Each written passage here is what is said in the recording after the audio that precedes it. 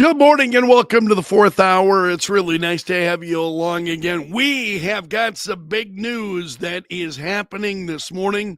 I'm seeing these stories just as I've gotten off the air. Let's start with news regarding Fannie Willis. The Georgia Appeals Court disqualified her from the Trump election interference case. Let's see what's going on here. In a shocking ruling, but probably greeted with open arms by many of us. They denied a request to throw out the case entirely, but granted a motion to kick Fannie Willis off the case. What is that going to mean moving forward? I don't know. We'll see. So the judge said that the defendants had numerous grounds to appeal the case, which is not a surprise. And some of this is old news. Nathan Wade is the special prosecutor. You know, that was a big problem. So the judge saying, well, we recognized it, and again, this is the Georgia Appeals Court. Well, we recognize that an appearance of impropriety is generally not enough to support disqualification. This is the rare case in which disqualification is mandated and no other remedy will suffice to restore public confidence in the integrity of the proceedings. Wow. So Fannie Willis is out on the Donald Trump election interference case. She's out. There are a number of stories that are happening, and these are stories that Fox News has posted just in the last hour. And I wanted to go through some of these. Here you see 45 minutes ago, Rand Paul floating the idea of Elon Musk as House Speaker. Now, you know that the Speaker of the House does not need to be an elected member of Congress. The House Speaker does not need to be a sitting member of Congress. I love this idea. I mean, at a time when we need some pretty serious change, this would be awesome. So Senator Rand Paul is floating this idea. And as he says, the Speaker of the House need not be a member of Congress.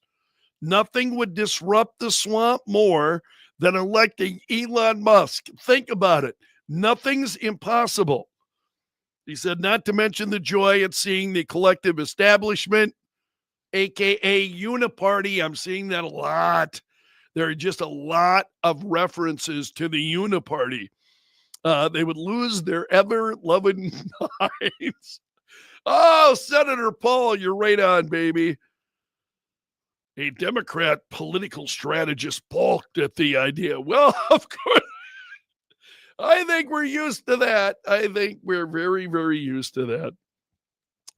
Senator Kennedy, I wanted to share these comments with you in a little bit more detail because I heard this as I was on the air this morning. I mentioned it, but I wanted to share then a little more of the context of what he was actually saying. Let me increase that size a little bit. So he was on Fox and Friends, and he said, Trump needs to consider coming to Washington, D.C. He said, let's face it, he's the president now. It's not President Biden, he said.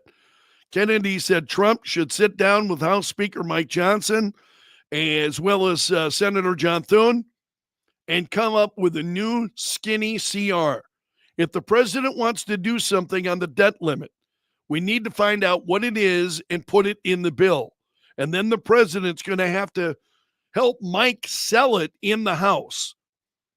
So he says House Democrats won't support the bill. I don't think that's much of a surprise.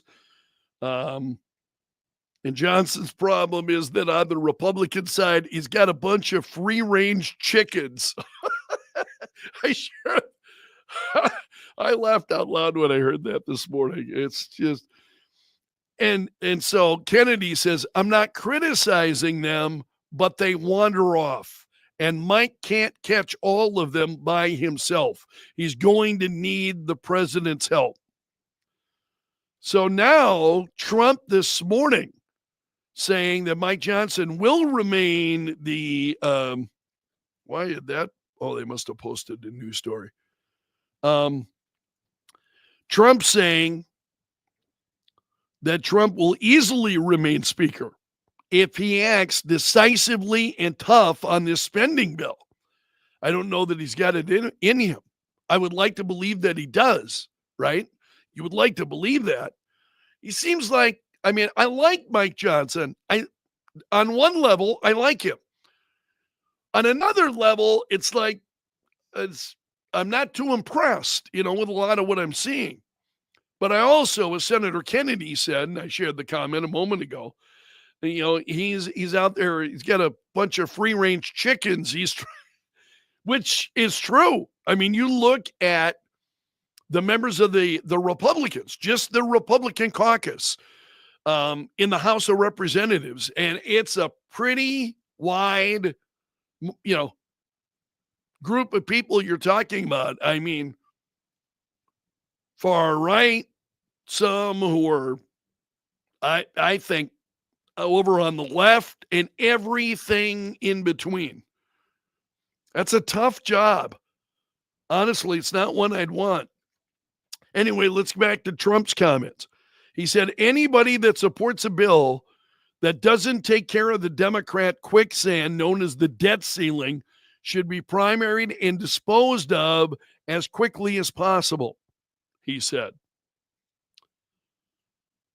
So he, trying to see, oh, here we go. He's saying Johnson needs to act decisively and tough and eliminate all of the traps being set by Democrats in the spending package. So those are the terms that Trump is putting on this. This is their Fox News breaking news page, which is why it keeps flipping around. I don't think there's anything else anything new there that I haven't already seen. So let's leave that there. I appreciate your comments. It's always great to have all of you along here. I appreciate it. See what you're saying before I move on to something else. Yeah, Sean, I agree with you. Elon as speaker would break the state media and boil the swamp like nothing else. Right on, Sean. What's Steve saying here? I would like to see the speaker tell Congress that they will not move on any new legislation until an actual budget is hashed out. Yeah, I'm not holding my breath. I would like to see that as well. But the whole thing is just, I mean, seriously, watching this unfold, it's like, what in the world is going on? Okay, few other stories. Vladimir Putin saying today he's ready to compromise over Ukraine in possible talks with Donald Trump. And I read a portion of this. He said he has not yet talked to Trump. He has not talked to Donald Trump yet. And so Putin saying, you asked what we can offer or what I can offer to the newly elected President Trump when we meet. First of all, I don't know when we will meet because Trump hasn't said anything about it. I haven't spoken to him at all in over 4 years. Of course, I'm ready for this at any time, and I will be ready for a meeting if he wants it. So he said, we have always said that we are ready for negotiations and compromises. He said, soon those Ukrainians who want to fight will run out, in my opinion. Soon there will be no one left who wants to fight.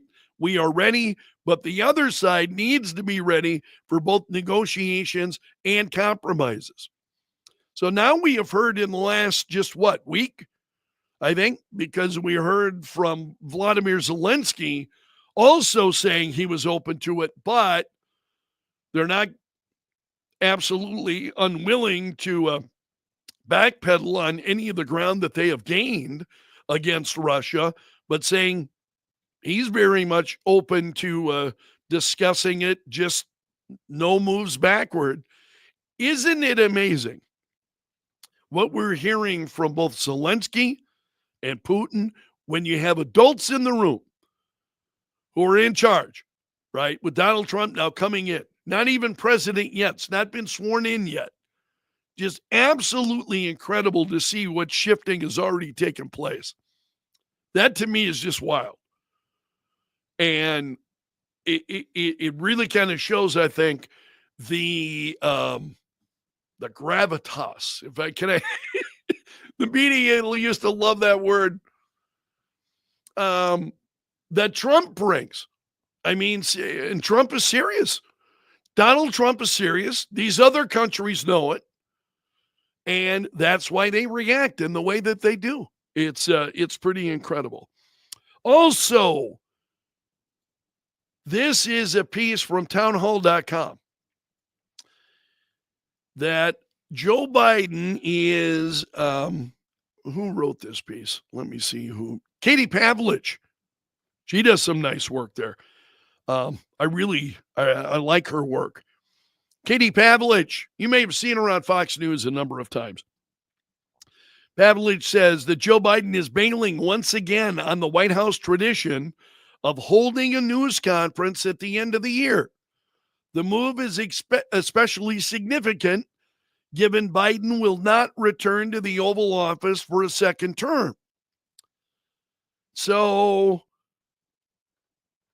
he is not at the end of the year. Normally the president holds a news conference, end of the year news conference, right?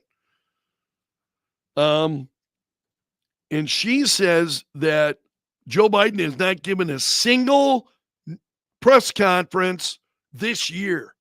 Wow. Not a single press conference this year. And then this was Karine Jean-Pierre last week. Listen to this because this will drive you absolutely crazy. I previewed this. One of the things that we have, I hope you all agree, in this administration is we have brought back the norms of how to engage with the press, having these press briefings, doing these back and forth. Oh, yeah. And trying to do that in the most respectful way. Oh, yeah. Walking off the stage. It's important we did that, not because of all of you here. Obviously, we respect the work that you do, but also what the job that you do and what it means to the American people. Oh, my heavens. I mean, seriously. You have got to be kidding me. This is just crazy. Oh, Steve saying he's busy researching more criminals to pardon before he's out. No time for a press conference. I am pretty concerned about what we're going to see in regard to those news conferences, or those pardons, as to whether or not there are going to be more pardons.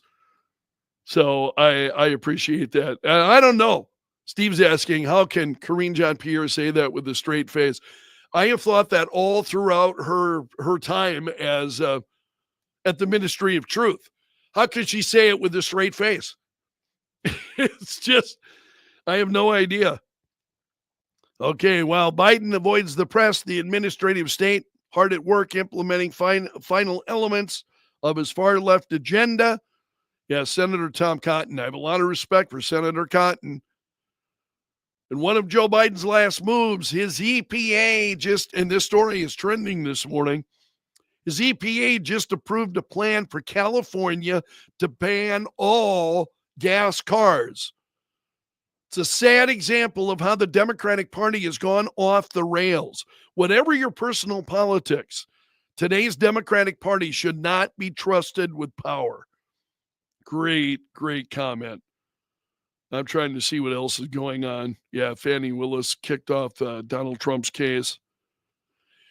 Okay, Harold Ford Jr. was on the 5.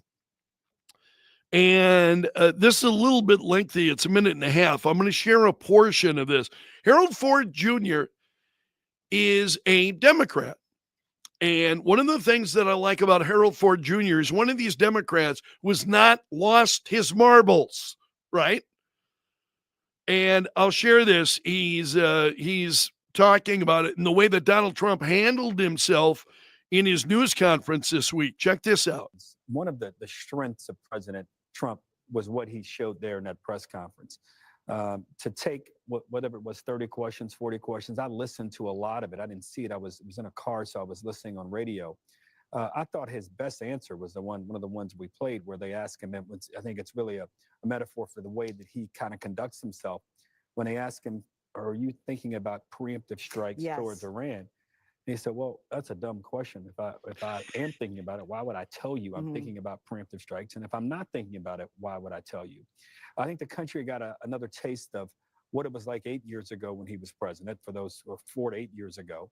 And this press conference here, and starting it off with the SoftBank CEO, was as bold, I think, and as smart a way to do it. It reminded me of the great Michael Deaver working for President Reagan. The backdrop is always really strong, even if you have it on mute. I know sometimes people tell me not to watch things on mute. Well, and this is where he starts getting a little bit sideways, and as he is, I think, talking about it. But that is pretty incredible. So here you got Harold Ford Jr.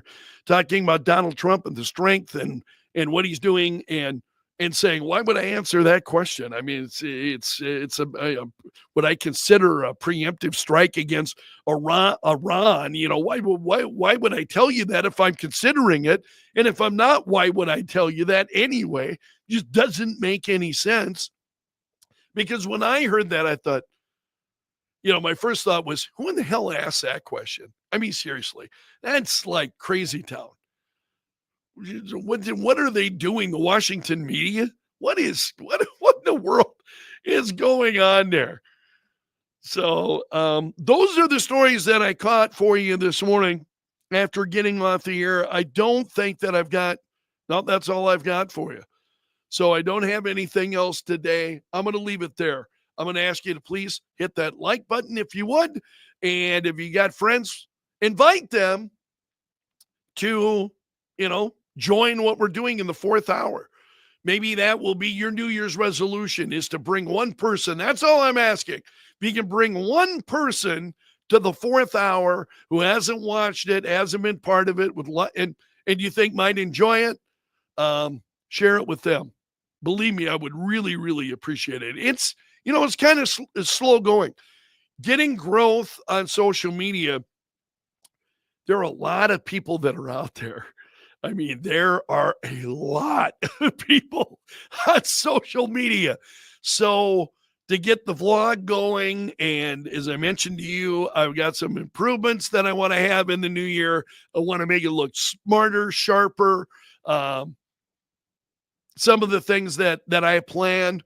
So that's one of the things that I'll be working on during vacation. I want to work on, there is work-related duties that I have here. And then this, for me, in dealing with you each day, really is a passion for me. I mean, it's a personal passion. Yes, as a part of my job, I'm certainly using it to try to elevate the morning show, but also it's a personal passion for me. I hope you can tell how much I enjoy doing this with you each day, and so I want to make improvements and do some things that will make it for you more fun to watch and make it look sharper on social media, and hopefully bringing more people into the tent.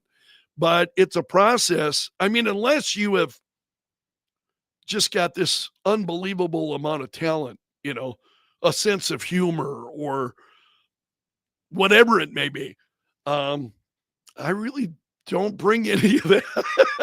I don't bring any of that to the table, just a little bit of common sense. So I am hoping to do some of those things in the new year, and that's my goal. And I plan on working on it when I'm on vacation next week. So I'll remind you again, no Greg Belfrage show next week. I will be gone all of next week and then into the following week. So I'll be off next week and we'll return on Thursday, January 2nd. I'll be back behind the microphone again. So hit the like button before you leave. And I hope you have a great day. Hope your Thursday goes really well. I'll see you again tomorrow. So take care until then, my friend.